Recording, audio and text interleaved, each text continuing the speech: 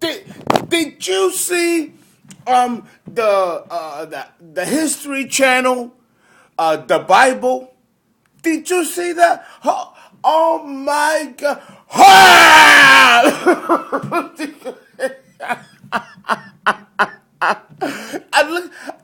I don't mean to make fun, but I don't know if that movie was supposed to be funny, like a parody, or what they were supposed to take it seriously. But what? And the characters, Moses. I mean, he looked like a Norse god. I, don't get me wrong, good-looking boys, good-looking boys. But they were too. They weren't ethnic enough. And the acting was all right, but you could tell that they were having fun with it. But it just seemed so. It seemed comical, and the Pharaoh, I mean, he stole the show. I'm sorry. He stole it. He stole the show. He was so funny. Ah! Oh, God. He got off the chariot to chase the Israelites and started like a wild boar. I couldn't believe it. You know, ha! What was that? It was hilarious. I was in stitches. It was so funny. I could not believe it. And what was he wearing? He looked like like he had a parrot suit. You know, what was that? Where was his headdress? I mean, it looked like it cost a couple $100 to make, for real, for real. I mean, what was that? It was just, whoo. Judy, did you see it yesterday?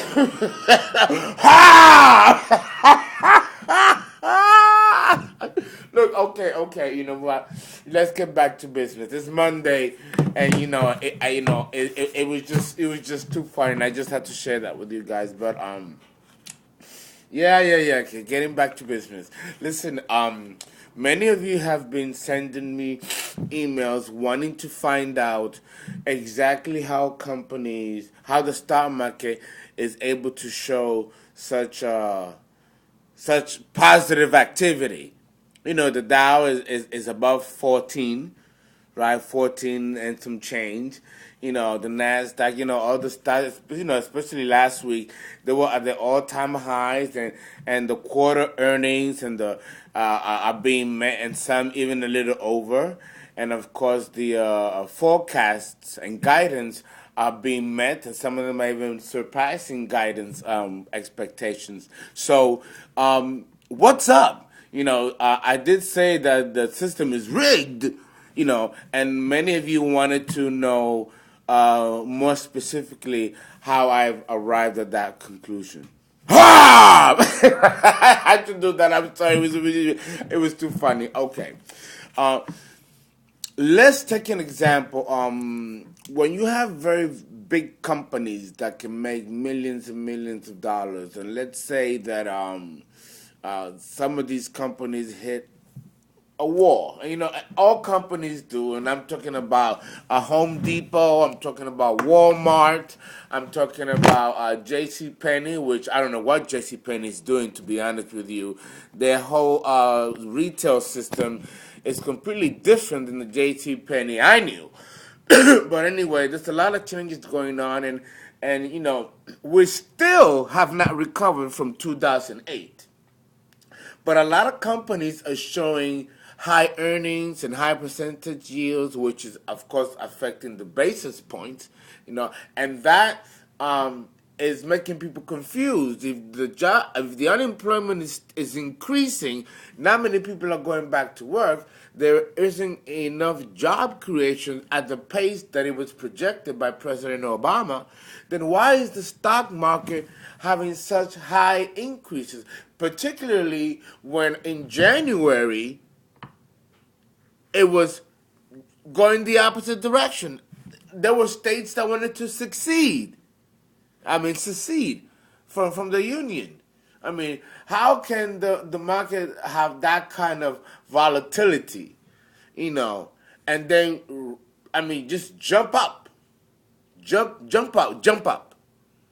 I don't believe that the hedge fund managers, and I do believe that many investors were happy about the news, but the sequestering really has a lot of people on edge. And, you know, everyone is saying that this was completely unexpected to have such a rise in the markets.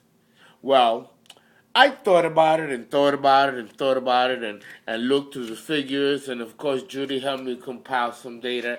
And one thing that I remember back when I used to prepare taxes, that many large companies, conglomerate companies, when they reach what they call net operating losses, which can be huge for a company, if they can carry over those losses 20 years ahead of the line, or they can do a carryback and carry the debt as long as it doesn't exceed the profit income.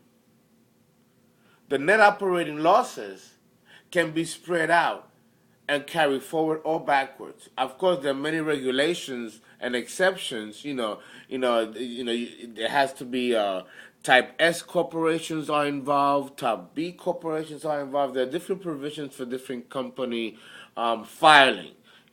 But the rule is still the same.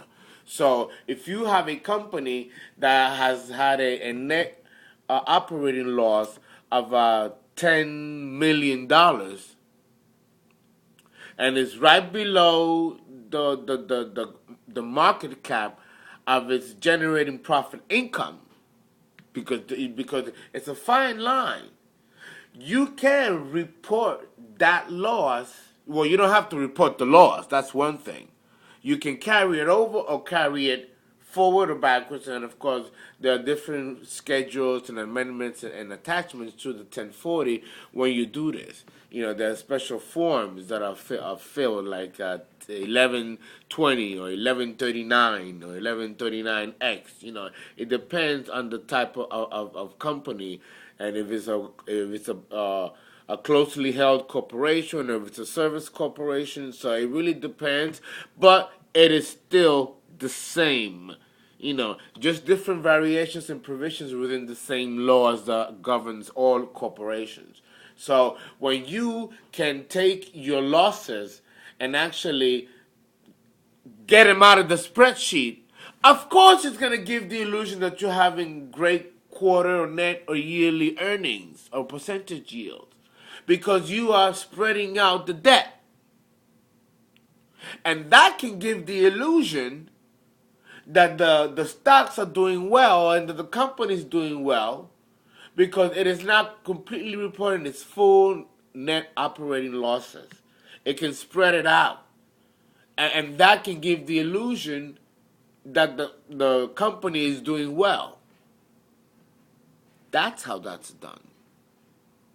So be very careful when you hear that Walmart, for example, or who was in trouble in the last few years, and the stocks was experiencing high volatility, and was losing money, because again there was a lot of things going on with Walmart. It was expanding too much too fast, and like anything, when you expand too much, the band can break, But Walmart is still in the game, despite its tremendous losses. And I'm not saying that Walmart specifically has engaged in this type of accounting practice, but it is allowed. It is part of the. All you have to do is contact the Department of Treasury and read publication 542 under corporations, and you'll see it all spelled out for you. So this is one way that companies can appear like they're doing well, but they actually are not.